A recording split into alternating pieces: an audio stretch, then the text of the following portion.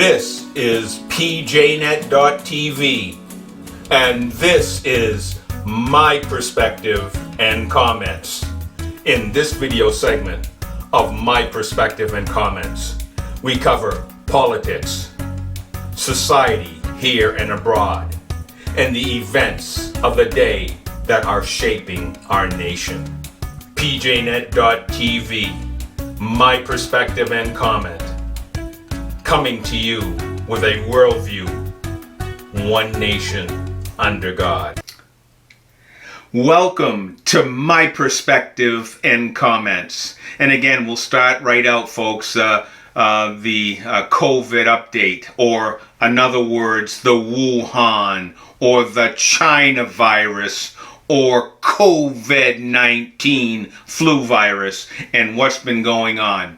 We have Johnson & Johnson. I guess they've gotten the green light to start back in with vaccinating in the States, and that's taking place.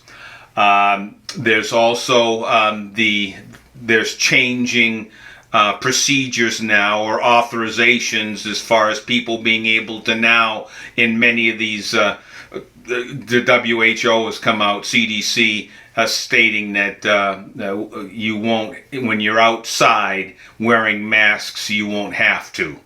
And that seems to be moving forward. We're getting more news outlets are asking the question, rightly, like people like Fauci, well, wait a minute, if everybody's vaccinated or many people are vaccinated, then why are we still wearing masks? Good question. Those type questions, I think, are going to continue to be asked now that, and common sense says, well, wait a minute, why did we have this massive vaccine rollout if we're still going to be hiding from each other with a mask? And, there are some people that are kind of starting to wake up and say, wait a minute, that doesn't make sense. The whole emergency was to get everyone vaccinated so we could get back to normal, and Fauci's still talking about wearing masks. So I think there's a light a light bulb is going off in many people and saying, what are we doing all this for if we're still going to be in a semi-lockdown state? I'd like to talk about, let's say, what has been going on in our nation, in the news here over the last few weeks or so. And I'd like to talk, or to start out here with potential criminality coming out of John Kerry in Biden's administration. It appears that he's allegedly been talking to the Iranians regarding our ally Israel and some offensive maneuvers that Israel has taken for some time, and John Kerry's been sharing that information allegedly to the Iranian Prime Minister, which is really would put him in hot water. And really, if it's true and there's a case to be made, then Biden should be asking for his resignation. So we'll see how that all plays out, and if the news outlets do their job and do some investigative work. Reports have come out here in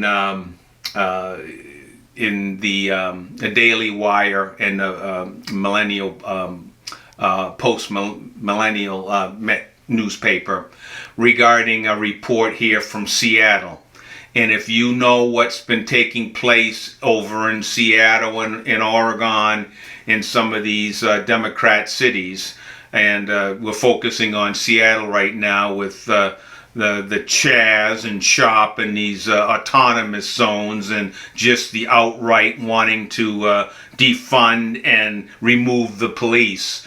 all that being played out, and just the anarchy, the rioting, the burning, and the murders that have taken place there in Seattle.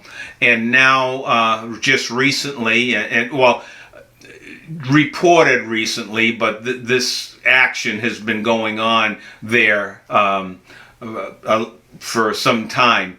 But it's been reported that Seattle police officer had gone into a local chocolate store to purchase some chocolates, and the employee says, we don't serve you. We're not going to serve you, because they were police officers, and the animosity and the negativity coming from that particular store and other stores regarding whether they're going to serve the police officers. And in this article, it talked even more about, this type of action, and it wasn't just one police officer, but multiple police officers that have gone into that locale to purchase some pastries and such, had that type of reception.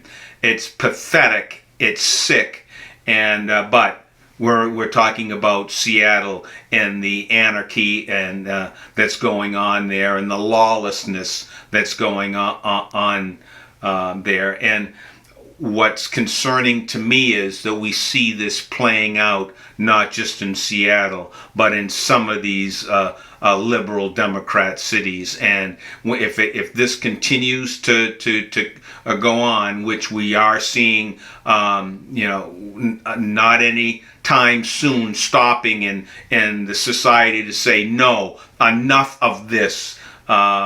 I think we're going to see more of this discrimination and intolerance to our men and women in blue. The other thing that this article was talking about, is that the amount of police officers that have said, it's it, I'm resigning. And, they're talking, I think, for the Seattle in the last year, they've lost up to, I think, 200 police officers in that neighborhood that they're saying, no, enough is enough. And they've said that they're going to resign. Pray for our men and women in blue. Pray for our military men and women also, because they are coming up against this type of reimagining, and they're being asked to do some things that they never were to asked before, and some of the challenges that our military is facing, and some of the expectations of this administration, and many of those far lefties on the left that want to change our military in the way that they conduct themselves. I'd like to talk right now regarding the first 100 days of our so-called President Joe Biden. And we'll just go down a quick list here and talk about, let's talk about these 100 days. And I'd like to start out with part of this 100 days was the shutting down of the Keystone Pipeline. Good paying jobs lost with the strike of a pen from Joe Biden. So that took place in the first 100 days. Stop building the wall on the southern border. And we saw and we see now gaping holes of where fence should be that isn't, but we do see illegal aliens coming right on through those gaps. So the first 100 days, stop the building of the wall. Pushing this criminal race theory for federal workers. So we're seeing this in the first 100 days. Joe Biden's administration rejoining the WHO, the World Health Organization. That happened in the first 100 days. And Joe Biden's administration, and primarily Joe Biden, encouraging the mass migration, or in some elected officials are calling this an invasion of our southern border, and that has taken place in the first 100 days. Also, the nerve of Joe Biden in the first 100 days to start crediting himself for Operation Warp Speed and all he's been doing to get these vaccines into people's arms. And not a word, not a merry word regarding having these vaccines to go in people's arms, and the foundation that was laid so that everything was ready to go to go in arms. And that was because of President Trump's leadership and the strategy in getting the Operation Warp Speed up to speed, and the development of these vaccines that are not only helping those in our country but around the world. And President Trump should have had some mention from Joe Biden in the first 100 days, but no, he couldn't. He couldn't bring himself to that. So we'll be quickly discussing, this past speech, but again, what we see going on in our nation. A lot of areas of concern. I just mentioned a few bullet points here when it comes to that first 100 days, but we're hearing things when it comes to the economy, where we're now seeing in Joe Biden's first 100 days the gas prices skyrocketing. We're also seeing now they're even talking about food prices are starting to go up. And when I say gas prices, we're also seeing heating. If you heat with oil, if you heat, electricity prices are going up. So that is a consequence of pushing back on that supply that President Trump had had put this nation in position to be able to be energy independent. And along with Biden rolling back everything else, this is another area that he's trying to roll back. Are we energy independent as we were before? I think we can say, wait a minute, we may not be energy independent right now, and get ready, folks. We may be seeing more of the Middle East dictating how much fuel we're going to be getting, and back to the dependency of the Middle East to provide us with our energy needs. So again, that boils down to dollars and cents, when it's costing a family much more to put gas in their car to go to to go back and forth to work. And if ever that was a tax, that's it. And now we're hearing more and more about this in the first 100 days, about embracing more the Green New Deal. And so they're going to divert cheaper forms of energy so that the hardest hit, the middle class and poor, can have are able to afford these energy costs. Now they're going to be taxed with trying to come up with the money to with this increased demand or increased prices for energy, and that all translate to gas prices, food prices, you name it.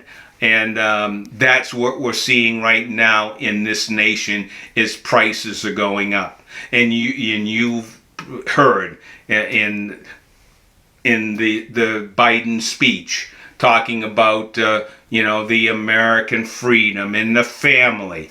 And I'm not going to I'm not spending much time on that speech because I can just give you the short of it, the summary.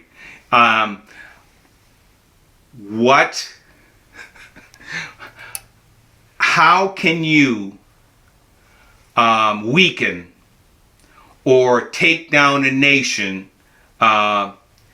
What would you do? And we're seeing the foundation here. Weakening our nation, not being able to be energy independent, which means we have to kowtow to other nations to provide our energy.